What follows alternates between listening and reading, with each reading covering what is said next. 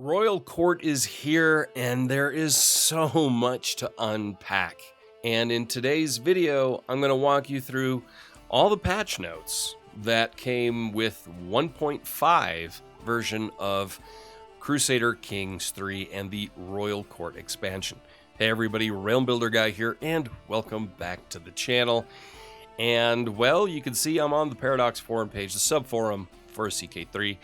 They released all the patch notes for Royal Court, and there's a lot to unpack here. Also, for those of you that don't have the DLC, that didn't spend the money, there are some free features here that I'm going to go into a little bit in detail. I also want to give a shout out to Wash in the Wind. Thank you for becoming a new Patreon supporter. I really appreciate that. If you want to find out how you can become a supporter of the channel on Patreon, there's a link down in the description. And just 2 tiers, pretty basic, very straightforward, no paywalls for content or anything like that. Just a way to possibly help out the channel if you can. All right, so let's get going. So we already talked about all the different Royal Court features that come with the DLC itself. This is all in my video where I go through tutorial with a lot of these mechanics, but there are a few other ones I want to talk about here real quick, namely the Petition Liege and Pay Homage. So this is, of course, being part of the Royal Court as a vassal. So Petition Liege, you can bring specific issue directly to your liege and have them use their might to help you. Use your skill to sway the decision of an unwilling liege. You can also pay homage, so bring gifts or promises of loyalty before your liege, increasing the bond between you, increasing both of your reputations. Just make sure not to make a fool of yourself. So those are some of the major things here. Some new council tasks. You can bestow royal favor, the chancellor, increase the prestige of both you and a select vassal. Convince de jure territory, so convince other rulers to relinquish to you what is yours by de jure right. And manage royal guards. Increase the effectiveness of your knights while reducing the success chance of any schemes targeting your person. So, now we're going to head down to the free features. So for those of you who did not buy the Royal Edition of CK3 or the Royal Court expansion itself, this is everything you get. So you get court positions, which I did highlight in my tutorial. Cultural overhaul. You get to do all that. So that's acceptance, ethos, pillars, traditions. As a culture head, add traditions to your culture over time. Personal languages. We talked about that in the tutorial as well. Characters can now learn languages. Knowing a language cuts opinion penalties in half towards characters in countries speaking that language. A character can know a limited amount of languages, and you learn it through a learn language scheme. Then you've got a new steward council task to promote cultural acceptance. Artifacts and inventory, so you do have access to artifacts on your person, though not obviously displayed in your royal court. You can steal artifacts, you can challenge for artifacts in a duel, you can commission artifacts, you can also design your own coat of arms, which is kind of cool. Added a new look for the duel event window where weapons will brandish their weapons against each other. Okay. Combatants probably. If a character has an artifact, the look of their weapon will reflect that. Added a lot of new character animations. You can now change the map color of titles you're allowed to rename. It's kind of cool. Makes it easier to see. You can now pick map color of your new faith. Added the gardener trait and added a number of new men-at-arms regiments. So we have the Monaspa, unlocked by the Caucasian Wolves tradition, requires to be or descend from Georgian culture. Then we've got the Mulathamun, unlocked by the tradition Desert Rebats for Berber heritage cultures. Then we've got Nile Archers, unlocked by the tradition Land of the Bow for East African heritage. And the Garuda Warriors, unlocked by the Garuda Warriors tradition, Dravidian heritage. So that is everything you get in free in the 1.5 update, whether you have the Royal Court DLC or not. That's a lot. There are a lot of things here that you get on top of that. Now, game balance. As you can see, they changed a decent amount of things in the game balance as well. It's a lot of little things here and there. Polygamy is now allowed for all dharmic religions. You can see something like that. It made counts more likely to convert to local culture if they're independent and do not have at least 50% plus acceptance with their capital culture. So that happens. Made the Mongols pay less for their army maintenance for a while after appearing. Doesn't say exactly how much. Then you'll no longer get spammed with letter events when someone wants to invite their children to a play date, which is really, really nice. They have tweaked the Become the Greatest of Cons to be a bit harder to achieve, streamlined the rewards, added a unique nickname for completing it. So there you go. When the papacy is dismantled, the Pope now loses all their cash. You can also grant land or vassals to your head of faith if they're independent. Very, very important there. Organized levies has been renamed to Organized Armies and now includes a bonus on army maintenance. The base value has been lowered from 5 to 1 for both effects. It's actually quite significant.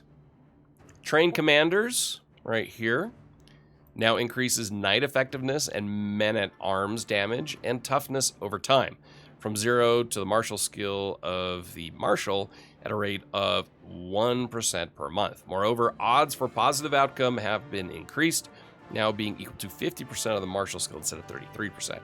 That's pretty big. All Byzantine emperors will no longer instantly take the reclaim Constantinople decision if it would cause a vassalized player to game over. So very important there. Very important here for our Austrian players, or those wanting to play in Austria. Austria formed the Archduchy of Austria decision now requires you not to be related to the emperor or hold the HRE, have a strong hook on the emperor, have at least high crown authority, and your culture must have reached the High Middle Ages era. So that's a lot there. Realms, this is also important. Realms with no land nor sea connection now have penalties for accepting offers of vassalation. Now, the next big thing, of course, we always talk about is the AI, especially in warfare. There have been some changes there. Here, they have added logic, as much as you can use that term in AI, for transferring siege weapons from a subunit to the main subunit. Added a small bonus to current location when selecting a target province to avoid units switching places. Here's a big one that I've noticed a few times. Fixed a case where the AI would get stuck in a loop trying to siege. I saw that a number of times, so getting rid of that, big bonus there. Here's another one, AI warfare. Told the AI that even if it can't get to the war goal due to attrition, sieging something near it to open a path is a pretty good idea. Furthermore, they also, right here, told the AI when selecting a new siege target, it shouldn't pretend that any siege target more than a brisk walk away is a bad choice because it is further away than its current target, the province it just finished sieging. All else being equal, the AI will still prefer to siege things closer to its army, but that's no longer further intensified when the AI is picking a new siege target after finishing its current one. So it's just adding a little bit more logic, or at least it's a little more helpful in warfare. Units should ignore straight penalties and hostile attrition if helping another unit. Huge there. You'll actually get some help. Units with siege weapons will now try to relieve or help sieging units without siege weapons. Very, very important. It will now hunt nearby enemy units, even in hostile attrition territory, if it deems it worthy. So the whole if it deems it worthy is kind of, there's obviously the math behind it, the coding behind it, but at least they'll do it. At least there's a chance that they will actually do that. Below that, a few more really important ones.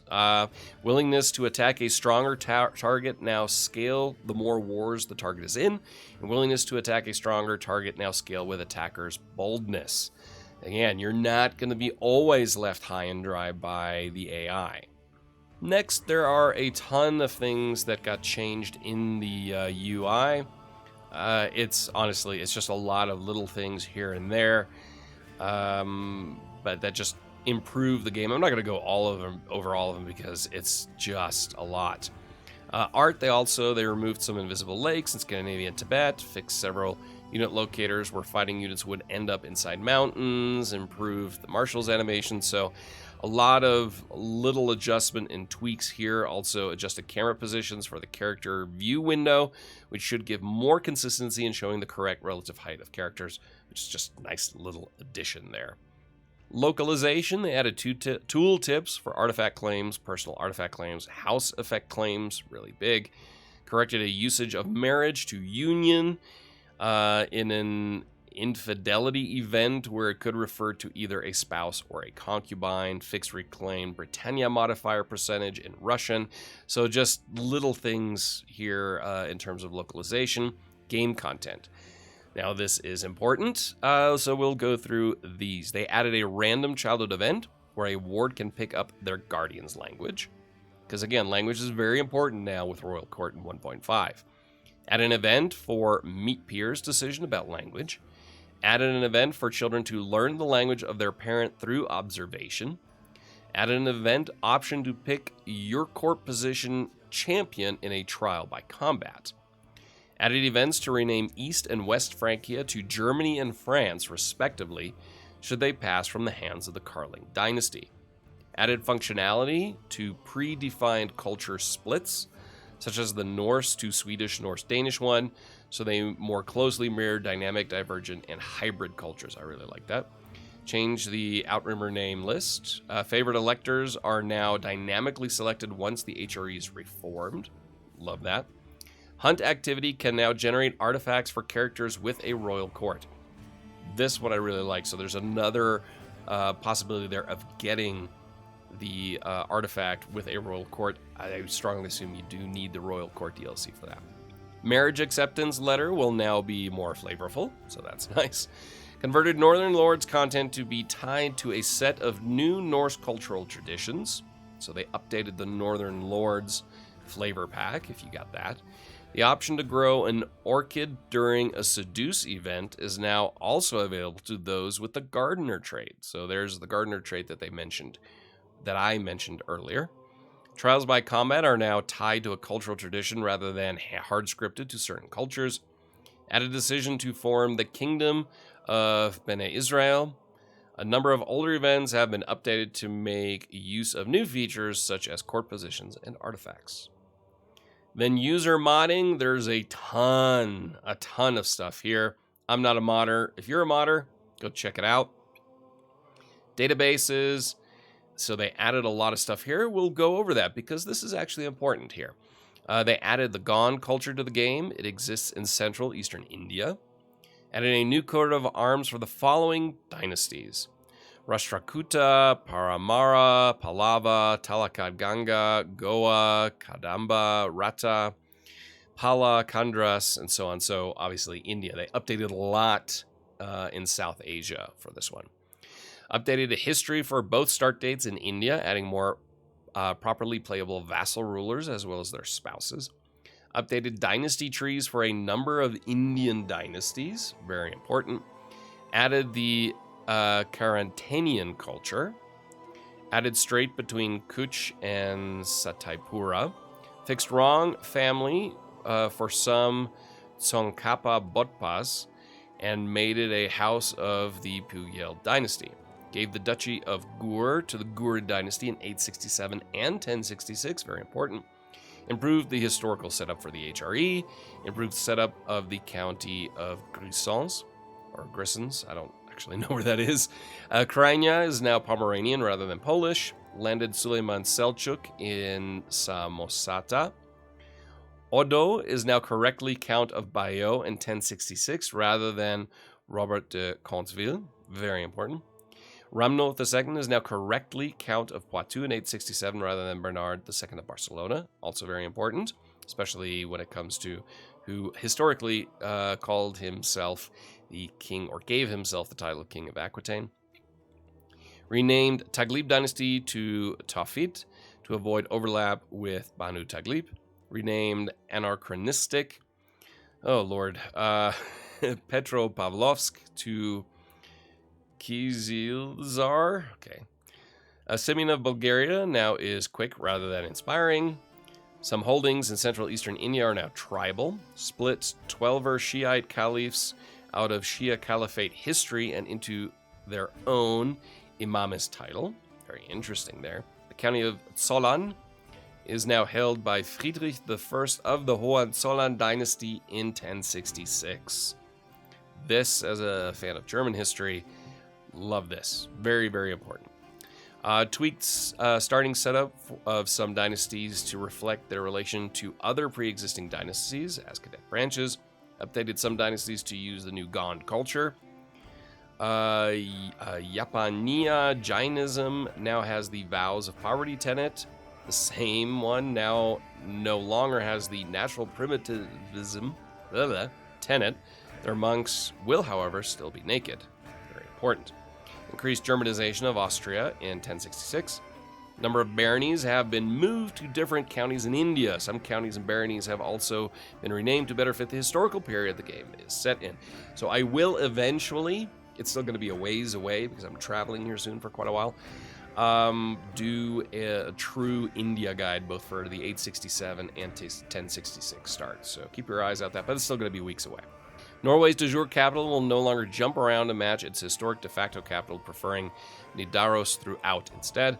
Capital of Idrisids in 867 is now Fes instead of Marrakesh. The Grand Clan Empire tier name and Padishah Empress title for Muslim Indians changed to Empire and Shabanu, respectively. Carmatians are now monogamous.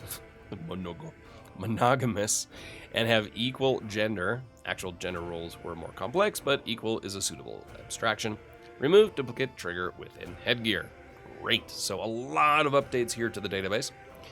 And then a ton of bug fixes that I'm not going to go through here. It's a lot, as you can see. And that really gives you the full update on everything. I will link this in the description down below so you can check that out. If you enjoyed this and the further covering of Crusader Kings 3, please don't forget to hit like, subscribe if you're new, and go check out all the links down in the description to the Nexus GG store where you can buy CK3 as well as Royal Court. Along with a bunch of other games. You can support the channel on Patreon. You can join the Discord. You can follow me on Twitch and Twitter. So until next time, I am Realm Builder Guy, and I will talk to you soon.